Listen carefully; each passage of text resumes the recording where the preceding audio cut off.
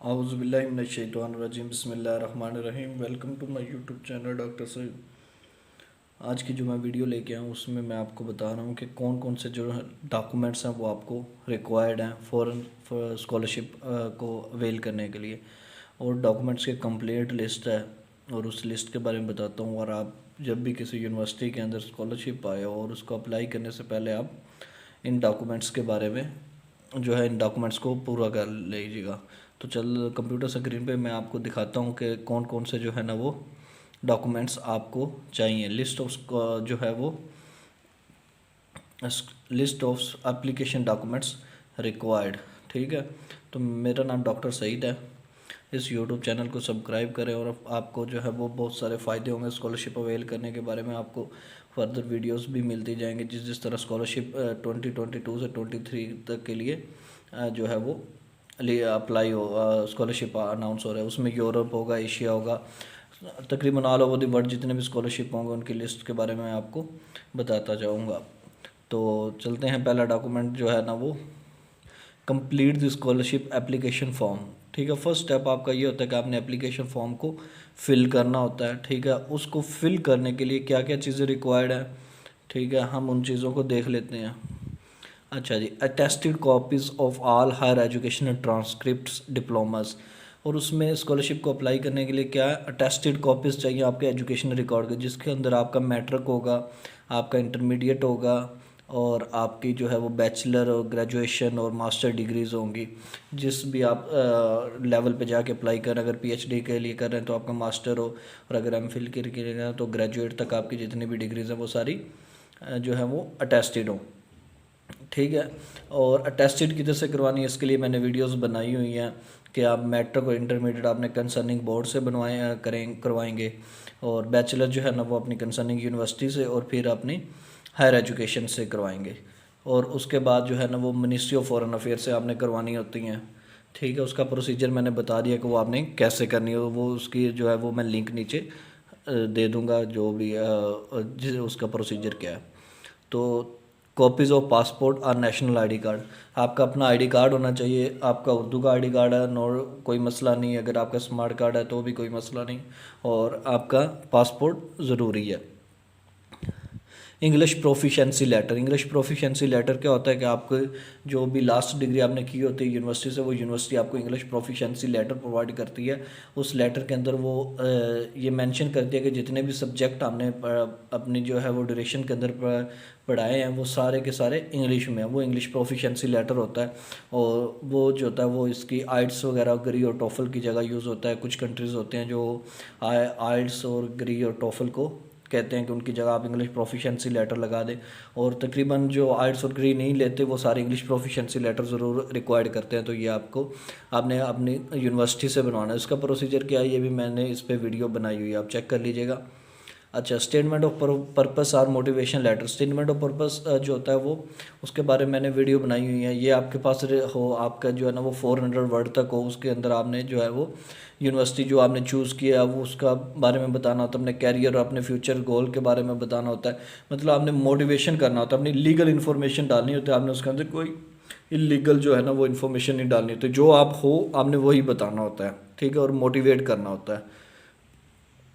Recommendation letter 1, 2 और 3 as required, 1 भी required होता है, 2 भी होता है और 3 भी होता है। मोस्टली जो होता है ना वो 2 ही होता है, 3 बहुत कम होता है। ठीक है, रिकमेंडेशन लेटर आपने कहाँ से लेने हैं, आपने अपनी जो है वो प्रीवियस जहाँ भी यूनिवर्सिटी से आपने लास्ट डिग्री ली है उससे आपने रिकमेंडेशन लेटर लेने होते हैं। वो आपका एक से कम सीनियर प्रोफेसर हो, मतलब एसोसिएट प्रोफेसर, और एक प्रोफेसर भी, असिस्टेंट प्रोफेसर भी चल जाता है, और 2 कम से कम आपके पास जो है वो रिकमेंडेशन लेटर हो।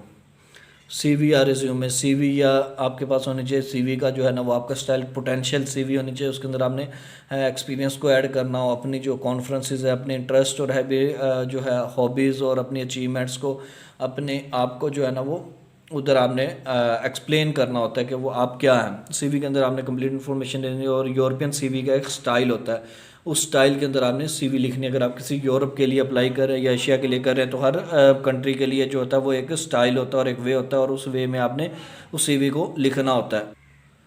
ठीक है, उसके अंदर आपने उसको लिखना होता है। और उसका वे मैंने बता दिया। तो सीवी लिखने का वो भी आप सर्च कर सकते हैं, मैं लिंक भी प्रोवाइड कर दूंगा। फिर आपने क्या स्टैंडर्डाइज टेस्ट स्कोर होने चाहिए। अगर आप कोई कंट्री आपको जो है जिस तरह यूरोप के कंट्रीज़ हैं वो ग्री और आइट्स और टॉफल वगैरह को रिक्वायर्ड करते हैं, तो उसके अंदर आपके अच्छे मार्क्स होने चाहिए। 7 बैंड्स, 7.5 बैंड्स, 8 बैंड्स जो है ना, ये आपके बैंड्स होने चाहिए। अगर आपके 7 या 7+ हैं तो आप एलिजिबल होते हैं उसके लिए, जो है ना वो इजीली अवेल कर। फिर पेरेंट्स या फाइनेंशियल इन्फॉर्मेशन, वो फाइनेंशियल इन्फॉर्मेशन देनी होती है। वो आपने जो है फाइनेंशियल स्टेबिलिटी इन्फॉर्मेशन तब देनी होती है जब आप जो है वो फाइनेंशियल सपोर्ट्स पे जा रहे होते हैं। और जब आप स्कॉलरशिप अवेल कर रहे होते हैं तब आपने पेरेंट्स की फाइनेंशियल इन्फॉर्मेशन नहीं देनी होती। और जब सेल्फ पे जा रहे होते हैं तो आपको ये फाइनेंशियल सपोर्ट आपको इन्फॉर्मेशन देनी होती है। और जो है वो 11 नंबर पे आपकी मेडिकल रिपोर्ट और हेल्थ एवेल्यूएशन होती है। मेडिकल रिपोर्ट जो होती है वो आपने अपनी मेडिकल रिपोर्ट क्लियर देनी होती है, जिसमें फिजिकली और जो है वो आपके कोई डिजीज़ वगैरह या इस तरह का इशू नहीं है। उसमें फ़िज़िकल इशू हो भी सकता है, लेकिन फ़िज़िकल वो ऐसा इशू ना हो जो आपका वायरस के तौर पे जो ना वो फिर आपके रिजेक्शन के चांसेस हो जाते हैं। बाकी जो आता है वो कोई मसला नहीं होता। और ये आपके कंसर्निंग जो डिस्ट्रिक्ट का हॉस्पिटल होता है आप वहाँ से बनवा सकते हैं, गवर्नमेंट का हॉस्पिटल से बनेगा। रिसर्च प्रपोज़ल क्या होता है? रिसर्च प्रपोज़ल के बारे में मैंने बताया कि रिसर्च प्रपोज़ल क्या होता है। इसमें भी जो है ना वो आप अपने आप के बारे में, अपने जो भी आपने अडॉप्ट चीज़ें की होती है और अपनी डेवलपमेंट और अपने आप को जो है ना वो रिसर्च के बारे में, रिसर्च प्रपोज़ल जो होते हैं वो अपने रिसर्च के बारे में, अपना रिसर्च इंटरेस्ट के बारे में बता रहे होते हैं कि आपका रिसर्च इंटरेस्ट क्या है। और रिसर्च इंटरेस्ट के बारे में आपने उसके बारे में एक रिसर्च प्रपोज़ल बना के प्रोवाइड करना था। रिसर्च प्रपोज़ल पे मैंने एक वीडियो बनाई हुई है और उसका लिंक भी मैं प्रोवाइड कर दूंगा। तो ये डॉक्यूमेंट्स की लिस्ट है जो आपको जो है ये डॉक्यूमेंट्स अप्लाई करने से पहले आपने इन डॉक्यूमेंट्स को सेम वे में आपने प्रिपेयर कर लेना है, ठीक है। उसके बाद आपने अपनी एप्लीकेशन प्रोसीजर स्टार्ट करना है, ठीक है। रिसर्च प्रपोजल और मोटिवेशन लेटर, इन चीज़ों के बारे में मैंने बताया हुआ है। तो ये आपने डॉक्यूमेंट्स अप्लाई करने से बिफोर अप्लाइंग आपने इन डॉक्यूमेंट्स को जो है वो अपने पास रखना है और उसके बाद आपने एप्लीकेशन प्रोसीजर स्टार्ट करना। और जिन बच्चों ने अभी तक डॉक्यूमेंट्स कंप्लीट नहीं किए वो एज सून एज अपने डॉक्यूमेंट्स कंप्लीट करें, क्योंकि आज स्कॉलरशिप, बहुत सारे स्कॉलरशिप अनाउंस हो गए और मैंने बहुत सारे स्कॉलरशिप के बारे में तकरीबन 30 वीडियोज़ मैंने जो है ना वो स्कॉलरशिप ओपन हुए हैं जिनके बारे में मैंने बता दिया।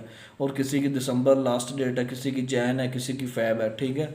अपने डॉक्यूमेंट्स कंप्लीट करें, अपना प्रोसीजर स्टार्ट करें और जो है ना स्कॉलरशिप को अवेल करें। बिल्कुल 100% ये फ्री होते हैं। जो मैं जिन स्कॉलरशिप के बारे में मैं वीडियोस बना रहा हूँ वो बिल्कुल 100% वीडियो स्कॉलरशिप जो होते हैं वो फुल फंडेड होते हैं। आपको मंथली प्रोवाइड किए जाते हैं, आपका हॉस्टल, आपकी ट्यूशन फ़ी, ये वो, इवन दैट आपका फैमिली अलाउंस भी दिया जाता है। तो ये डॉक्यूमेंट्स की लिस्ट थी। इसी के साथ जो है ना वो मुझे इजाज़त दीजिएगा और डॉक्टर सईद यूट्यूब चैनल को सब्सक्राइब करें और बेल आइकन पर क्लिक करें ताकि हर आने वाली वीडियो आप तक आसानी से पहुँच सके। अल्लाह हाफिज़।